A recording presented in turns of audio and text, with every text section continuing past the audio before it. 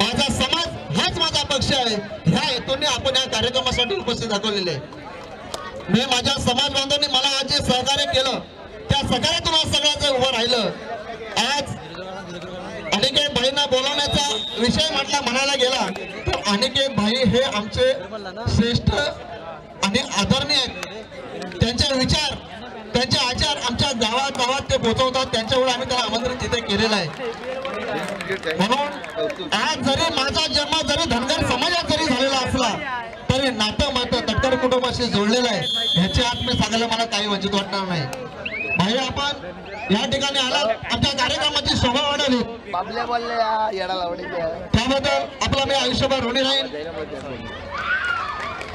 मी सर्व समाज बांधवांना विनंती करतो, ज्यावेळी भाईंचं भाषण असेल त्यावेळी कृपया करून 5 मिनिटं जरा शांत राहायचं आहे.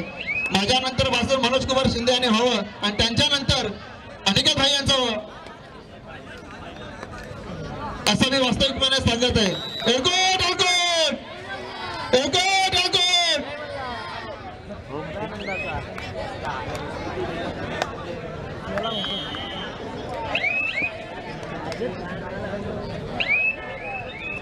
धनगर समाज कल्याणकारी संस्था रोहा तळा मुरुड यांच्या वतीने आयोजित केलेल्या पुण्यश्लोक अहिल्यादेवी होळकर यांची प्रेरणा घेऊन आयोजित केलेल्या, छत्रपती शिवाजी महाराजांची प्रेरणा घेऊन आयोजित केलेल्या या भव्य दिव्य कबड्डी सामन्याच्या निमित्ताने आपल्या सर्वांना आशीर्वाद देण्याकरता, आपल्या सर्वांना शुभेच्छा देण्याकरता आवर्जून या ठिकाणी उपस्थित माझे सहकारी ॲडव्होकेट मनोजी शिंदे यांच्या अथक प्रयत्नातून आजचा कार्यक्रम यशस्वीरित्या पार पडतोय. ते आपल्या कल्याणकारी संस्थेचे सन्माननीय अध्यक्ष आत्ता ज्यांनी मनोगत या ठिकाणी व्यक्त केलं ते माझे तरुण सहकारी चंद्रकांतजी शिंगाडे, उपाध्यक्ष मनोहरजी वरक, सेक्रेटरी प्रकाशजी लांबोरे, सहसेक्रेटरी बालचंद्री कोकरे, खजिनदार बाळारामजी भोगाडे, भास्करजी ढेबे, आनंदजी गोरे, धर्माजी हिरवे, सुरेशजी कोकरे, सुरेशजी लांबोरे,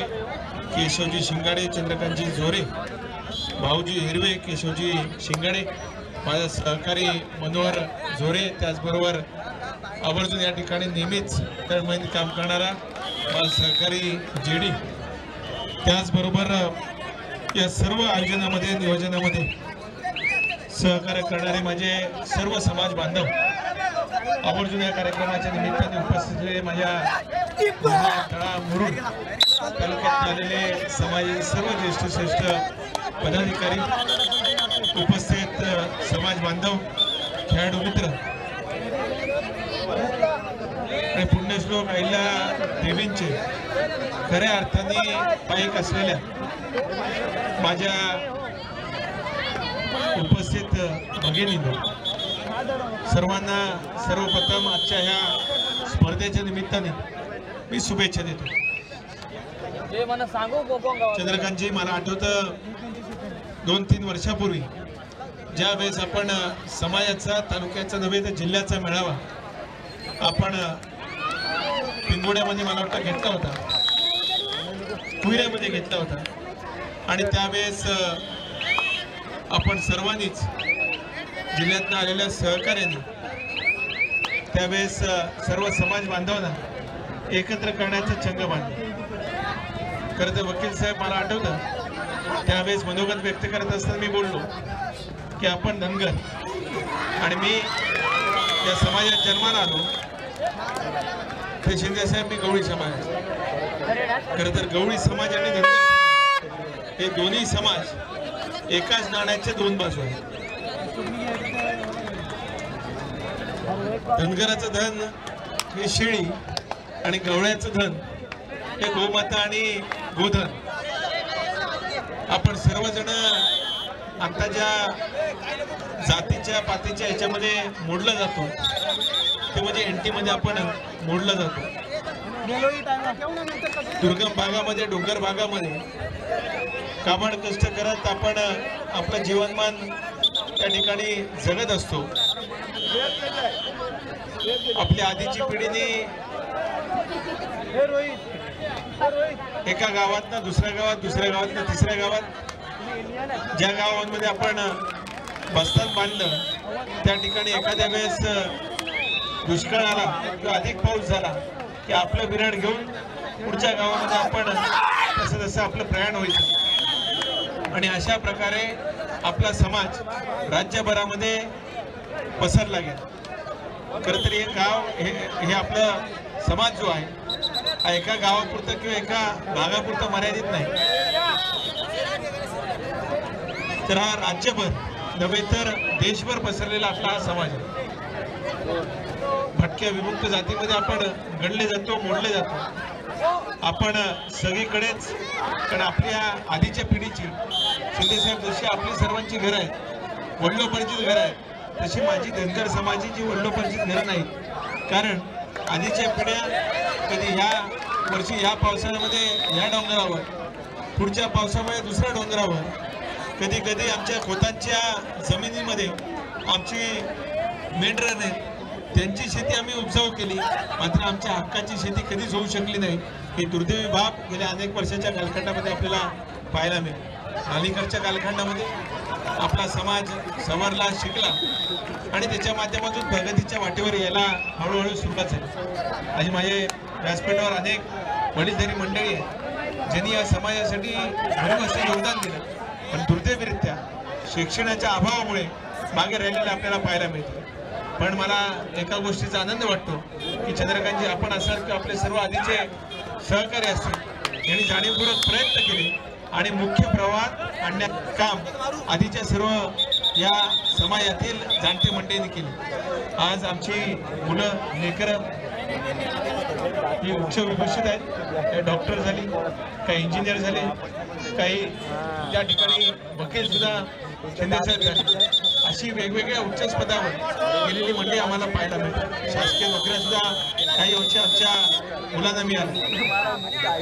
पण आज आपण पाहिलं गेलं आरक्षणाच्या कचाट्यामध्ये दुर्दैवीरित्या आम्ही अडकलेला असल्याने जो न्याय आम्हाला पाहिजे तो दुर्दैवीरित्या मिळू शकलेला नाही। ते खंत तुमच्या जशा मनात आहे तशी आमच्या सुद्धा मनात निश्चितच आहे। राज्याच्या देशाच्या वेगवेगळ्या भागामध्ये आपल्या धनगर समाजाला आदिवासी समाज म्हणून त्या ठिकाणी आरक्षण मिळाली, पण दुर्दैवीरित्या आपल्याकडे धनगर आणि धनगड या दोन नावांच्या याच्यामुळे त्या गडबडीमध्ये आपल्याला दुर्दैवीरित्या त्या योजनेचा लाभ मिळू शकतो। मात्र ज्याचा उल्लेख मगाशी माझ्या सहकार्याने या ठिकाणी केला तो म्हणजे आधीच्या राज्य शासनाने मान्य माजी मुख्यमंत्री देवेंद्रजी फडणवीस साहेब असतील, विद्यमान मुख्यमंत्री एकनाथराव शिंदे साहेब असतील, यांनी त्या ठिकाणी आपल्या सरकारवरचा अनुशेष जो होता तो दूर करण्याचा प्रयत्न केला आणि मग पुदशा एक वेगळं त्या ठिकाणी आपल्याकरता एक महामंडळ केलं आणि त्याच्या माध्यमातून 1000 कोटी आपल्या ह्या सर्व समाज बांधवांसाठी देण्यात आले। आज थेटपणाने तांडा वस्तीच्या माध्यमातून आपल्या जे धनगर समाजाची गाव आहेत त्यांना थेटपणाने शासनाच्या योजना आणण्याकरता निश्चितच यश मिळते।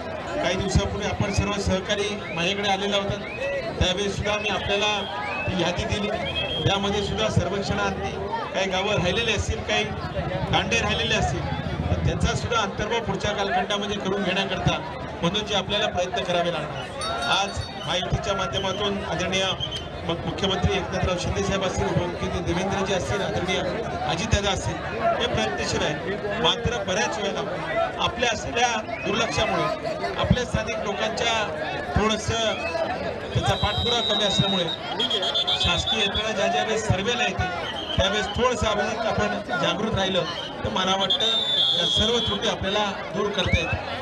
आपण मगाशी एका गोष्टीचा उल्लेख केला की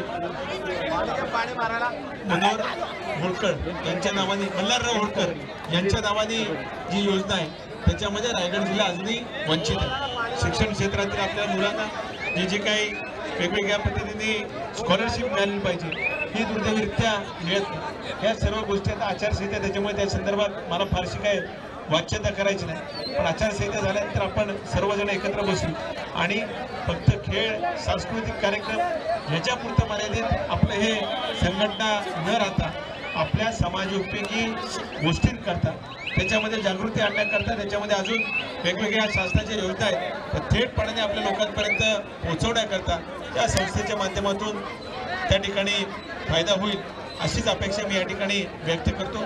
आज ही 3 तालुक्यांची आपली ही संघटना आहे. उरलेल्या 4 तालुक्यांची संघटना जी आहे ही वेगळी, पण मातृत्व संस्था आपली जी आहे पालिका आमचे सुद्धा सहकारी इथे आहेत. ते सुद्धा त्यांच्या परीने पलीकडच्या पट्ट्यामध्ये काम करतात. मात्र जिल्हा म्हणून सुद्धा आपली मातृसंस्था त्या ठिकाणी निर्माण करावी आणि सर्वच्या सर्व 7 तालुक्यांना एकत्र पद्धतीने कशा पद्धतीने आपल्याला काम करता येईल याच्यासाठी सुद्धा पुढाकार आपण सर्व मंडळी जाणते मंडळी घ्यावा एवढीच अपेक्षा या कार्यक्रमाच्या निमित्ताने व्यक्त करतो. मला असेल, माननीय आमदार महेंद्रजी दळवी साहेब असेल यांना हरीचा वाटा या सर्व गोष्टींमध्ये घेता आला याबद्दलचा आभार मी निश्चितच व्यक्त करतो. तो निश्चितच त्याच्या माध्यमातून आम्ही दोघंही देऊ शकलो याचं समाधान आमच्यासारख्याला. पण इथवर आम्ही इथे थांबणार नाही. तर भविष्याच्या कालखंडामध्ये जसं मान्य खासदार तटकरे साहेब असतील, मान्य मुख्यमंत्री सन्मान्य एकनाथराव शिंदे साहेब असतील यांच्या पुढाकारांना गेले अनेक वर्ष माझ्या कुटुंबी बांधवांचं जे असलेलं मुलुंडचं असलेलं वसतिगृह 42 वर्षापूर्वीचं राहिलेलं अपूर्ण स्वप्न हे शिंदेसाहेब पूर्ण झालं. तिथं आता डौलांनी वास्तव उभी राहिलेली आहे. ॲडव्होकेट कैलासवासी पैगंबरवासी बॅरिस्टर साहेबांच्या कालखंडामध्ये 40 वर्षापूर्वी ती जागा मुलुंडला मिळालेली होती. आता कुणबी भवन त्या ठिकाणी वसतिगृह बांधलं गेलं. तसंच माझ्या धनगर समाजाची सुद्धा अपेक्षा आहे. मध्यंतरी आम्ही बसलो होतो की जिल्ह्याच्या ठिकाणी जसं वेगवेगळी समाजाची भवनं झाली, मराठा भवन झालं, कुणबी भवन झालं, आगरी समाजाचं झालं, आमच्या गवळी समाजाचं झालं, कोळी समाजाचं झालं, वेगवेगळ्या समाजाची वास्तू हक्काच्या निर्माण झाल्या. तसं आमच्या धनगर समाजाची सुद्धा हक्काची वास्तू असावी जेणेकरून दुर्गम भागातील आमचे विद्यार्थी बंधू भगिनी आहेत त्यांना सुद्धा त्या तालुक्याच्या ठिकाणी जिल्ह्याच्या ठिकाणी आल्यानंतर त्यांचं शिक्षणाच्या दरम्यान तिथे राहण्याची व्यवस्था व्हावी ही जी अपेक्षा तुम्ही सर्वांनी मिळून मध्यंतरी कोकरे साहेब माझ्याजवळ व्यक्त केली ती सुद्धा निश्चितच आपण पूर्ण करू. त्याच्याकरता जे काही मदत लागेल ते पूर्ण करण्याची खबरदारी आम्ही सर्व मंडळी घेऊ एवढंच नम्रतापूर्वक सांगतो. हे राजकीय व्यासपीठ निश्चितच नाही, पण आज आपण सर्वांनी एक दिलाने येऊन या ठिकाणी हा उपक्रम राबवला आहे. त्याच्यासाठी आपल्या सर्वांचे आयोजकांचे मी अंतःकरणापासून या ठिकाणी आभार व्यक्त करतो. आणि विशेष आभार मी माझ्या महिला संघाचे या ठिकाणी बासगावला मी 2 महिन्यापूर्वी कार्यक्रमाला होतो त्यावेळेस अध्यक्षांनी मी अपेक्षा व्यक्त केली होती. कारण कबड्डीचे सामने असतील, क्रिकेटचे मध्यंतरी राजपुरीला मुरुडला तुमचे सामने झालेले होते 3 तालुक्याचे, त्यावेळेस सुद्धा मला मनोहर त्या ठिकाणी येण्याची संधी आपण सर्वांनी मिळून दिलेली होती.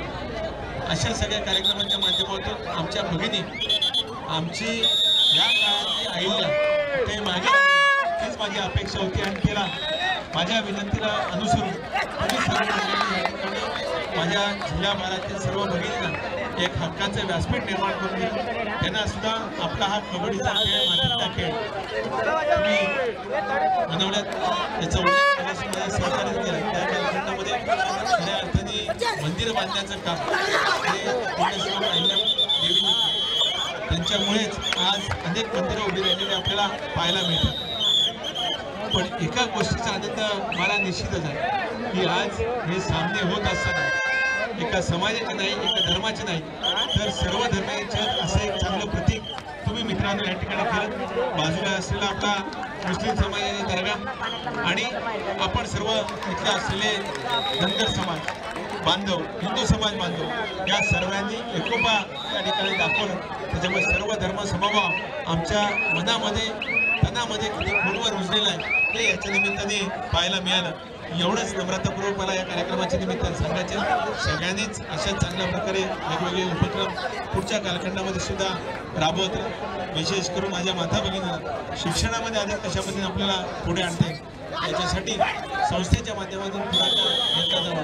पुढच्या कालखंडामध्ये कधीतरी आम्हाला जसं आता आमच्या तालुक्यातील 2 मुलं ही मलखांमध्ये राज्यस्तरीवर आणि आंतरराष्ट्रीय स्तरावर गेलेली आम्हाला पाहायला मिळेल. त्याची भविष्यात माझ्या भगिनीसुद्धा कधी ना कधीतरी वेगवेगळ्या स्पर्धेमध्ये पाहायला मिळतील. प्रो कबड्डीमध्ये सुद्धा आमची एखादी धनगर भगिनी त्या निमित्ताने पाहायला मिळेल. आज तुमच्या सर्वांच्या आशीर्वादाने आपले माननीय खासदार तटकरे साहेब हे ऑल इंडिया कबड्डी असोसिएशनचे उपाध्यक्ष राष्ट्रीय उपाध्यक्ष आहेत. त्याच्यामुळे तुमच्या असलेल्या शैक्षणिक किंवा खेळाच्या बळावर निश्चितच त्या ठिकाणी कशा पद्धतीने संधी देता येईल हा प्रयत्न आम्ही निश्चितच करू. मात्र त्याच्याकरता तुमच्यामध्ये ते खेळाचं नैपुण्य असावं लागेल. आम्ही वशिलेबाजी करत नाही, पण तुमच्या असलेल्या खेळाचं जोरावर त्या ठिकाणी एखादी भगिनी एखादी माझा बांधव हा पुढे यावा अशीच अपेक्षा मी या निमित्ताने करतो. ज्या ज्या क्षेत्रामध्ये आपल्याला अपेक्षित आहे त्या त्या ठिकाणी प्रावीण्य मिळवण्याकरता उद्या एखादी भगिनी एखादा माझा बांधव हा IAS IPS कुठेतरी कलेक्टर झालेला कुठेतरी SP झालेला सुद्धा पाहायला मिळेल अशाच पद्धतीची भावना या ठिकाणी मी व्यक्त करतो. स्पर्धा अत्यंत खुर्शीची होती, त्याच्यामुळे मी आणि बोलण्यापेक्षा थोडंसं आपण मैदानाकडे बोलू. आज पुणे आम्हाला या ठिकाणी बोलवलं, आदर सत्कार दिला, मायाची उबदार घोंगडी दिली आणि या ठिकाणी जय अहिल्या नावाची आमच्यावर एक टोपी घातली. ही टोपी पुण्यश्लोक अहिल्या देवींची. हा वरदहस्त आपल्या सर्वांवर राहिला तर कुठलीच फिकर करण्याची गरज नाही. हा आशीर्वाद आपल्या डोक्यावर कायम राहो अशीच भगवंताची चरणी त्या ठिकाणी प्रार्थना करतो. पुनश्चा आम्हा सर्वांना या ठिकाणी सन्मानाने बोलवलं, 2 शब्द बोलण्याची आम्हाला अनुमती दिली त्याबद्दल सर्वच जाती बांधवांचे समाज बांधवांचे अंतःकरणापासून या ठिकाणी आभार व्यक्त करतो. आणि चांगल्या पद्धतीचे नियोजन आपण सर्वांनी केलं त्याबद्दल आभार व्यक्त करतो. आणि जाताना मित्रांनो आपण सर्वांनी घरी सुखरूप जावं, शांतपणे जावं अशीच अपेक्षा या ठिकाणी व्यक्त करतो, अशीच सदिच्छा या ठिकाणी व्यक्त करतो. थांबतो. धन्यवाद. जय हिंद, जय महाराष्ट्र. एअरपोर्ट एअरपोर्ट किसके साथ में जाएगा फिर?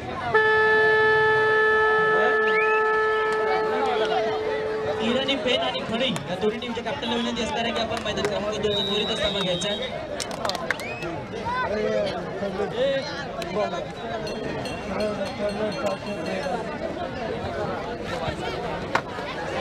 धन्यवाद.